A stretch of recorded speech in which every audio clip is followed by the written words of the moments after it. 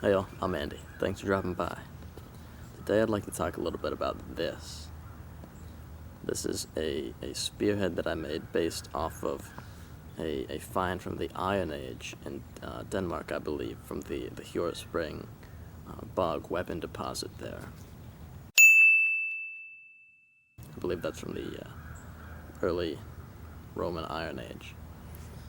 And the reason I'd like to talk a little bit about this is because, as you can see, it's antler and not iron.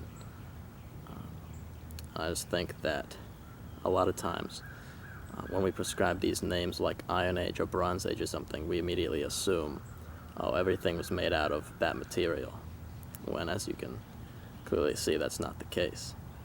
And this is all over the world where there's a significant overlap in materials used during each time period. Like in the Bronze Age, we see arrowheads and spearheads and tools still being made out of stone.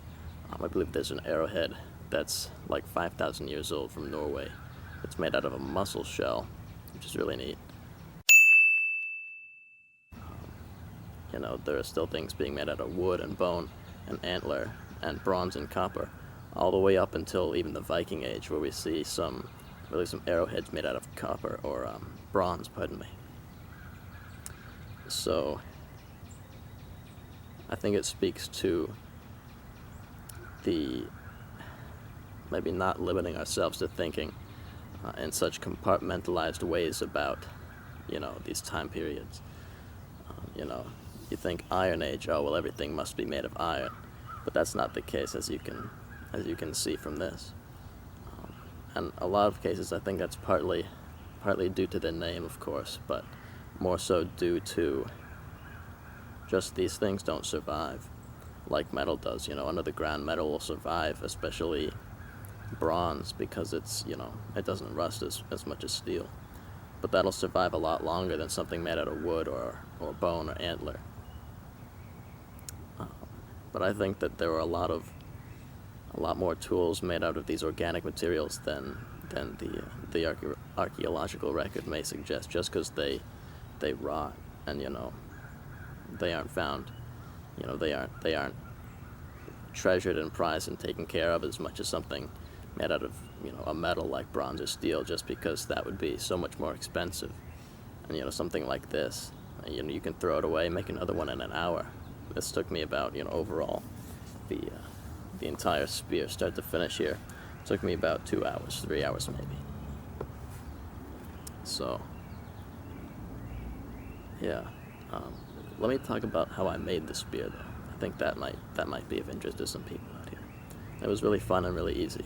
So I just took an antler, antler tine, I guess, antler tip, and I measured, well, I guesstimated, I'll say, the length of the original from Denmark based on the length of the other spears, which tend to be in the range of about 8 inches or so.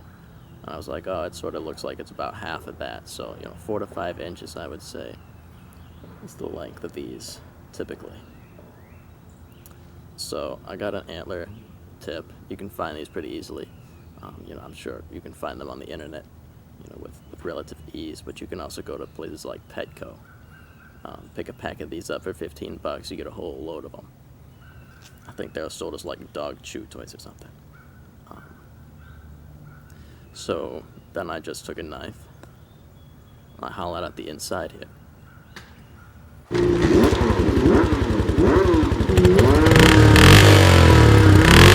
Just so it would, fit on the shaft. And then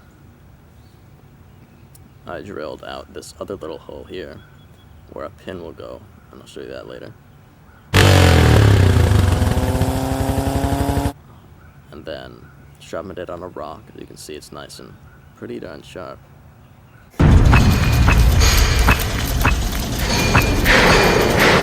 And then some of these spears that are made of antler and bone and such, they have little carvings on them. So I put some little carvings on it with the tool that I made. And this tool, I don't know, it's just something I threw together real quick, really easy. I just got a piece of steel wire and hammered it flat, and then I cut I cut 2 notches into it, so there would be 3 little spikes, I'll say. The middle spike is just a frog's hair longer than the rest, so that when I use the tool and start incising these little marks, the center spike sort of digs in and keeps it from wobbling around and rocking. So that's how I did that.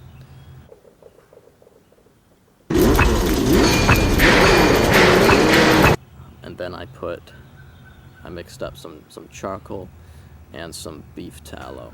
You could also use beeswax or anything else that's sort of thick and sticky and gets all in there like that. And I just rubbed that into these little markings, and that really made them pop.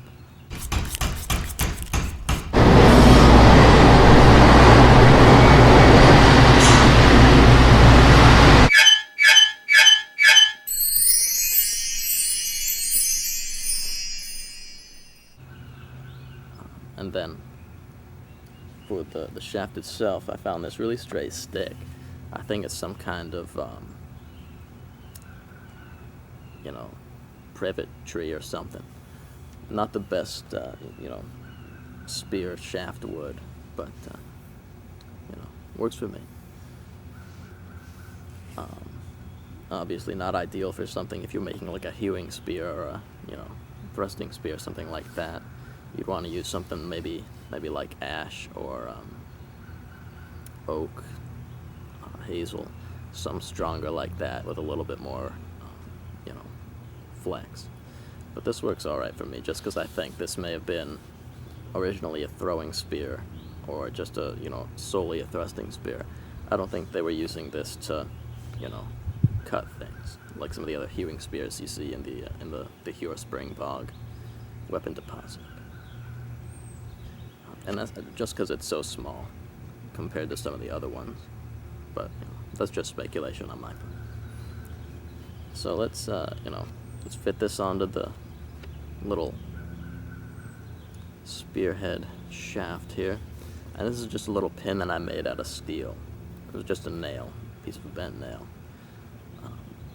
And I didn't see any in the pictures from the find. I didn't see any, traces of maybe a nail or a pin made out of steel or metal in there.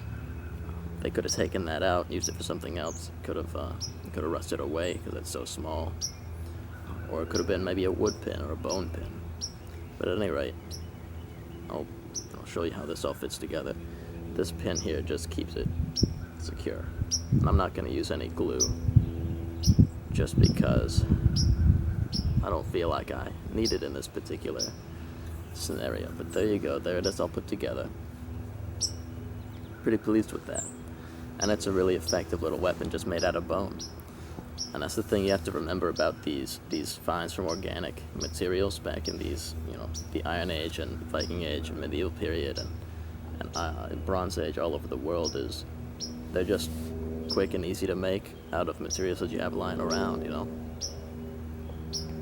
And they're cheap, you don't have to spend however much, silver or gold or whatever on, an expensive, tough, hard-wearing metal, when you can just pick up something like this. Obviously it'll be a little less effective, but it'll still get the job done if you have to, go out and fight the Romans off your doorstep, something like that.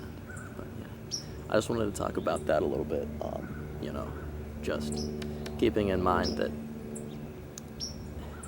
compartmentalizing these things may be a little bit harmful to fully understanding the breadth and complexity of people during various time periods and how resourceful they really were.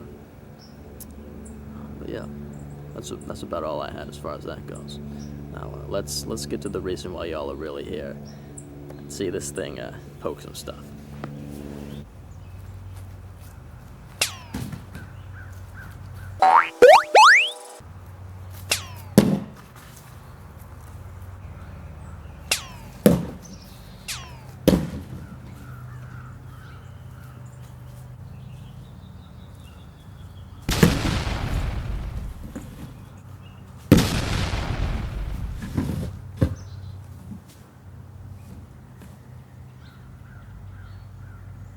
So, as you can see, did some damage to that cardboard box there. It came out the other side. And on this throw here, it went through, all the way through, and then hit a tree root. Stuck in there pretty good. As you can see, the tip, of course, just from, hitting cardboard, is still nice and pointy. Let me get the glare of the sun off of there. There we go. Still nice and sharp. Of course, it's just cardboard. But from that tree root, it did dull just a little bit. Just got a little. Doesn't feel quite as sharp, but still, obviously sharp enough to go through the box here. I'm curious. Let's see if we put a little bit of fabric on here, if that'll make any difference. All right, so here we are. I've just covered the box in a little bit of wool fabric, and that was just from some pants that unfortunately didn't fit me anymore. But they are wool, quite thick as well, so we'll see if that impacts the penetration of the spear at all.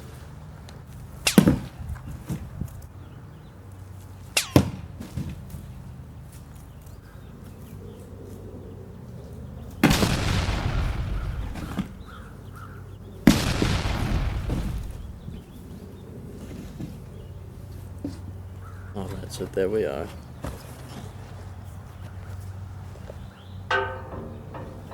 Having done the test, the fabric, as you can see, it impacted the penetration quite a bit.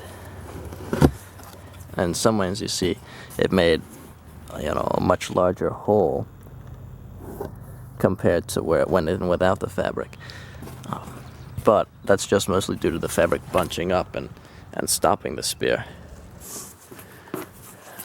I did notice, and you can see there are, of course, a few holes in the fabric. Although not as big as you may expect. Like this one right here, it's pretty small. I did notice that when I was throwing this spear, it seemed to go in a little bit shallower as opposed to when I was thrusting. So that may be, maybe this was a thrusting spear as opposed to a throwing spear. Who knows? But as you can see, the tip about the same as when it hit the root, and I believe it did go through and hit another root over there. So keep that in mind. But yeah, pretty fun little spear to throw around, have fun with. All right, so that concludes our little tests there. As you can see, pretty functional little spear. Maybe not a throwing spear as I had originally thought, just because it is, relatively light. If it had a metal spearhead, it would obviously be a little bit heavier and have some more penetrating power, perhaps. So, either way, a very functional little tool or weapon. But yeah, I think in conclusion here, spears made out of just simple organic materials. Weapons, tools in general. You see shovels and hoes made out of wood. All the way up through the medieval period and Renaissance, and even in the 1700s, you see people using just wooden clubs, stabs as well. So I think, these organic materials are not to be just sort of, oh, these are Stone Age exclusive tools and materials. No, they were being used all the way up through, the 1700s even, in some cases. I think it's important just to remember, that adds another layer of complexity to us as a species and these periods of history. But I think it's just important to remember that we're more complex than oftentimes we give ourselves credit for, and we try to, categorize ourselves and everything around us to make it maybe easier to understand or easier to teach. But it's just important to remember that we're quite complex. But yeah, thanks for sticking around. See you next time.